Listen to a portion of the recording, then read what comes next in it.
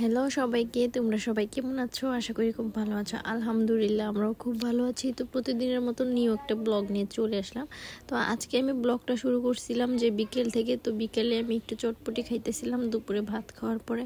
তারপর ভাবলাম রাত্রেবেলা কি খাওয়া যায়, কারণ আজকে আমার ভাত খেতে ভালো লাগতেছিল না, তাই ভাবলাম একটু বউয়া রান্না করা যাক। তারপরে এই তো রাত্রেবেলা বউয়া রান্না করছিল, তো এখানে আবার আলু ভর্তা করতেছিল। তো আমি এখানে আলু ভর্তার একটু রেসিপি নিয়ে নিলাম। তো এখানে পেঁয়াজ মরিচটা ভালো করে ডলার পরে এখানে আবার আলুটা দিয়ে ভালো করে চটকায় নিতেছে। গাইস, আমাদের মুন্সিগঞ্জে কিন্তু বউয়া ভাতের খুব স্পেশাল, কারণ এটা সবাই খুব পছন্দ করে। আর এটার সাথে তো 3-4 রকমের ভর্তা হলে তাহলে আর কিছুই লাগে না। তো এখানে এই যে আলু ভর্তাটা প্রথমে রেডি করে নিল।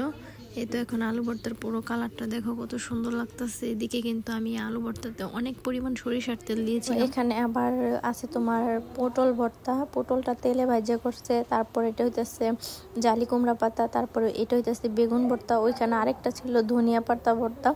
মোট তোমার 5 রকমের ভর্তা। আর এই তো এখানে একটু বউ নিয়েছি সামান্য পরিমাণ। এখানে আবার রাফসান দাঁড়িয়েছিল, ওইটা ছিল আমাদের রাত্রের খাবার। তারপরে এটা হইতেছে আমাদের সকালের নাস্তা। আমরা কিন্তু সকালে অন্য কিছু খাই, ভাত বা বউয়া বা অন্য কিছু, কিন্তু রাফসান সকালে ভাত এইসব কোনো কিছুই খায় না। ওর জন্য সকালে হয় নুডলস রান্না করি, না হলে বাইরের থেকে ও একটু জুস টুস খায়। ওই সকালে নাস্তা করে না, ওর নাকি ভালো লাগে না।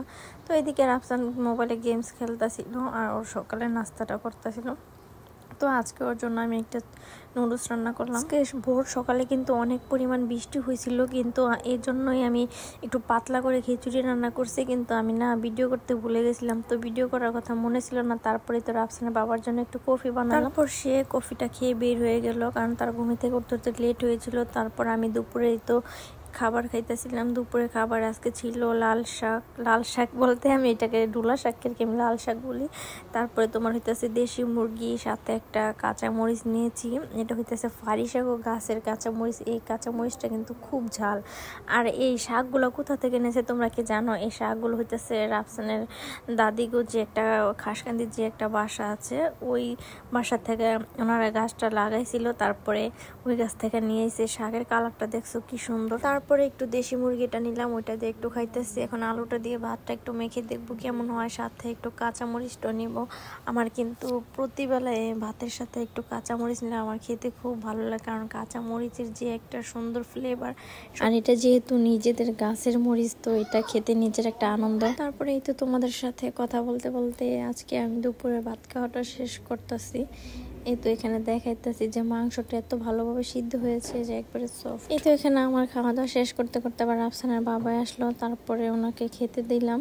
উনি কিন্তু এই যে মাংসটা দেখতেছে, এটা কিন্তু মুরগির, এটা কি জানি একটা অংশ পড়ে, তো এটা ওনার খুব পছন্দ। তারপরে এই তো সন্ধ্যার দিকে রাফসানের বাবা আমার জন্য একটা পার্সেল নিয়ে আসলো। আমি একটা বোরকা অর্ডার করছিলাম ওই দিন, এই বোরকাটা রাফসানের বাবার খুব পছন্দ হয়েছে। তারপরে আমি তোমাদের সাথে দেখাইতেছি যে বোরকাটা কিরকম লাগে, তোমরা দেখো, দেখে কমেন্ট করে আমাকে জানো। এটা কিন্তু আমি অনলাইনে অর্ডার করছিলাম ফেসবুক থেকে। বোরকার কালারটা কিন্তু বাস্তবে দেখতে তোমার খুবই সুন্দর। আর এটা যেহেতু রাত্রেবেলা আমি ক্যামেরা অন করছি, তো এই জন্য একটু গোলা গোলা লাগতেছে। আমার বোরকাটা ছিল, এটা হইতেছে তোমার একটা আবেয়া, কিন্তু এটার সামনেও কাজ আছে, তারপর তোমার পিছনেও কাজ আছে। এ কারণে আর কি আমি তোমাদের দোনো পাশটা ঘুরে ঘুরে দেখাইতেছিলাম। তারপর তোমার ওড়নাটার সাইডেও কাজ আছে, যে হিজাবটা আছে না, ওইটার এক পাশে কাজ আছে। তারপর তোমার বোরকার পুরো 4-5টায় কর্নারে একটু চিকন করে কাজ করা ছিল। বোরকাটা কিন্তু খুবই সুন্দর। আমার পাপা আনছে, এটা আমার পাপা এনে দিছে, কইছে বাবা তুমি এটা খাইও। একটা জুস এনে দিছে, চকলেট এনে দিছে, দুধ এনে দিছে, এই দুধটা এনে দিছে, এই বিস্কিট এনে দিছে ঘুরা। এটা তো আসলে অনেক সুন্দর, আপনি তো জানেননি। আর কিছু তুমি এটা খাও। এটা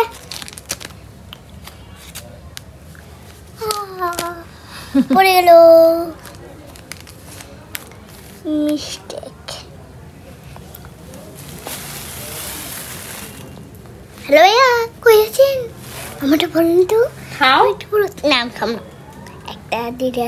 সো আজকের ভিডিওটা এই পর্যন্তই। তোমাদের কাছে যদি আমার এই মিনি ব্লগটা ভালো লেগে থাকে তাহলে অবশ্যই একটা লাইক, কমেন্ট, শেয়ার আর সাবস্ক্রাইব করতে ভুলবেন। আর হ্যাঁ গাইস, আরেকটা কথা আছে, আমাদের রাফসানের এই মিষ্টি ভয়েসগুলো তোমাদের কাছে কেমন লাগে তোমরা কিন্তু আমাকে কমেন্ট করে জানাবে। তো আজকের ভিডিওটা এই পর্যন্ত, টাটা।